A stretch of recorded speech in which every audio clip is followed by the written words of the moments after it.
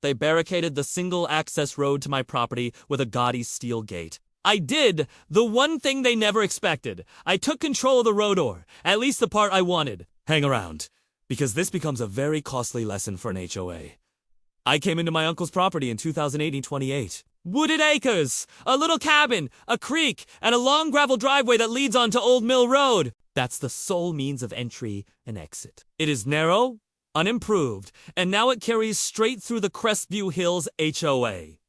In 1983, when my uncle purchased the property, Old Mill Road was county-maintained public road. Budget reductions came along in the 1990s, and the county left the road and made it private. Crestview Hills adopted it and kept it up for their residents.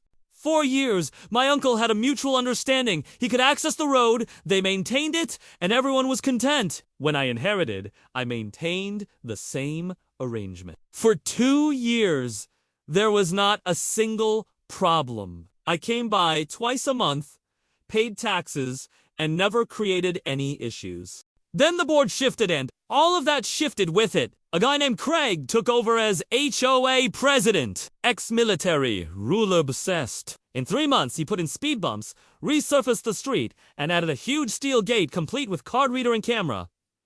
I didn't receive a card. When I phoned Craig, he informed me that the gate was for residents. I reminded him that road is the sole access to my property. He said I wasn't a resident. The only alternative, in his opinion, was to request guest access. Background check, a $50 a year fee, and board approval. I refused. He said that was my issue, and hung up. The following weekend, I drove out to the cabin anyway. The gate was closed. I phoned the posted access number, no answer. After a 40-minute wait, a resident finally opened the gate and softly cautioned me that Craig had instructed everyone not to provide me with the code. The following Monday, I contacted an attorney. We rooted around in records, county maps, maintenance reports, and ancient plat sand we hid gold. Old Mill Road was not owned completely by the A quarter-mile stretch, directly where it intersects the county road, was on an easement that was owned by the original property holders. My uncle had sold a majority of his land to builders but retained a strip along the road for access. When he died, that easement transferred to me. In essence, the HOA had been gating and paving a section of road they didn't own, and they were using that gate to deny me access to my own property. We wrote a cease and desist letter.